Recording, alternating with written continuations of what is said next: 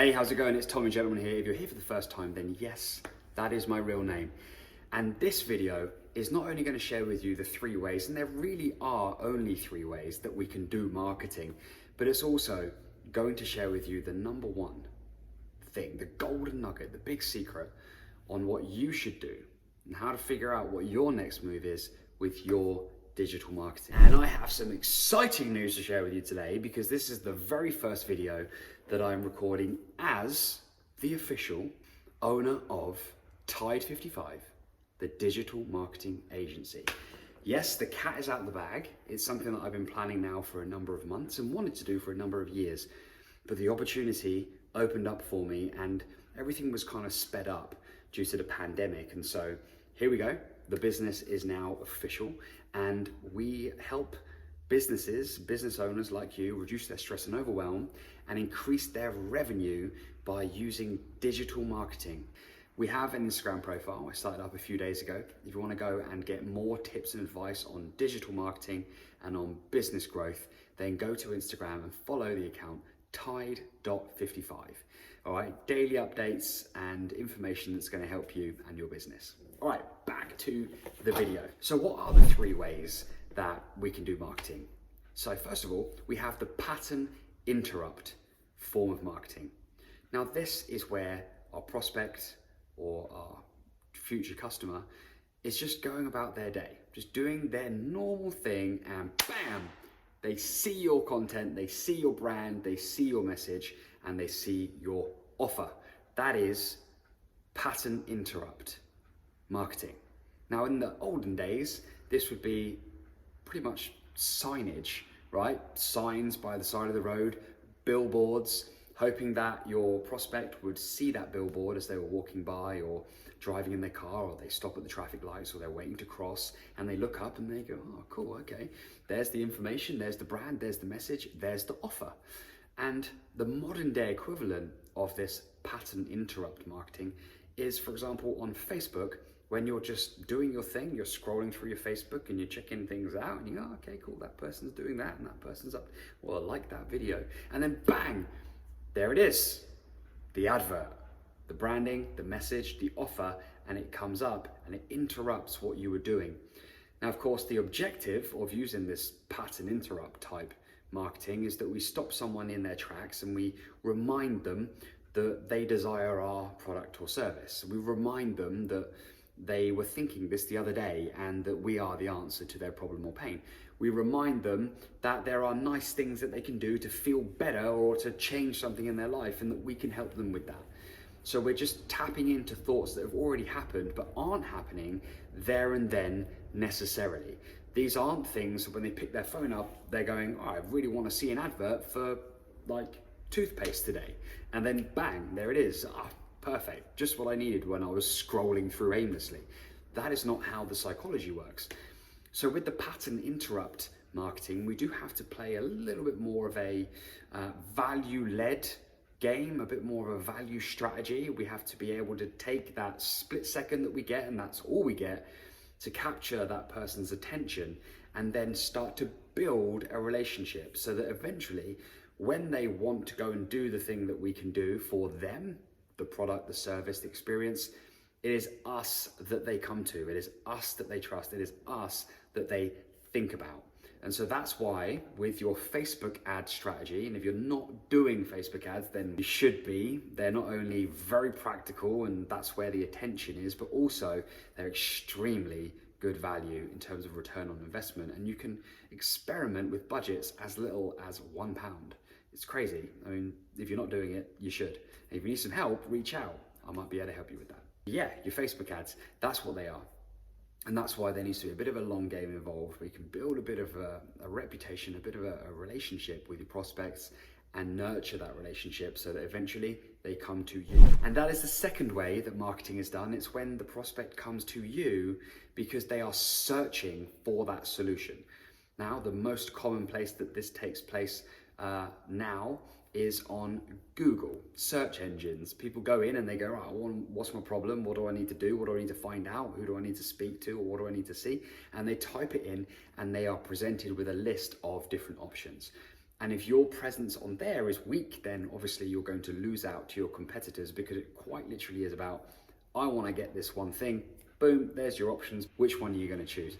That's what search engine does, you know that. Okay, now the olden days equivalent would be looking in a newspaper, in the advert section. Like, you know what you're doing, you're looking at adverts, it's not a surprise, and maybe you're looking for a particular, there you go, that's what I'm looking for, washing machines. That's what I need. That they are the people that I'm going to call to get myself a new washing machine, for example. So that is the second way that marketing is done. It's when people are searching for you and you show up because you've put some thought and effort into your strategy there, and there you are, and they come to you and they, you know, check things out. That leads me on to the third way that marketing is done: word of mouth. Now, a lot of companies that I work with, when I ask them, what's your best form of marketing? How are you getting your leads? They say word of mouth. The modern day word of mouth is social media. It's people sharing things, tagging things, commenting on things, liking things. That's how the public endorsement happens. When people almost bumper sticker your products or services because they're proud that they're associating with that. When they endorse it because they care. When they recognize value and they like to know, that they like other people to know that they know, right? So there's that knowledge that they like to have of who's good at this and who's good at that. And the most powerful thing about this sort of modern day twist on word of mouth is that people can actually endorse you and recommend you without ever having experienced your products or services, just by association, because they understand that's what other people say. And that's very, very powerful.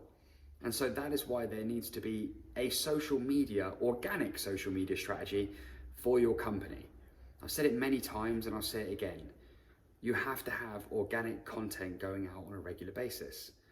And the best thing to do is, of course, hire someone, pay them thousands of pounds a year to do that as part of their job within your organization. That's one great way to do it.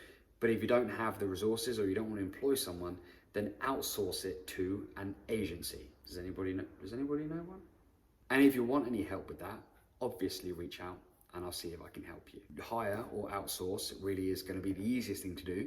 It will take a small amount of investment, small amount of your resources in terms of financial resources, but it definitely won't take up time or energy, which is a massive plus. It means you can get on with doing the things that you'd rather do, like run your business. So those are the three ways that we can market. Very simple. One is we show up, we pattern interrupt. Two is that we're there on come and search for us and here we are basis. And three is through word of mouth, public endorsement. So now that we know those three things, here's what's really going to help you. The danger, by the way, when you're watching videos like this and you're following people and you're listening to podcasts, is that you get fed all of these ideas and all these tips and tricks and little hacks that you can do to try and increase the amount of revenue that you generate through your marketing, particularly online. And the danger is that when you have a quiet month or you feel like you want to up it a bit, you start trying new things. And the new things that you're trying, you don't really know too much about them because you've just seen them on a video and heard them on a podcast.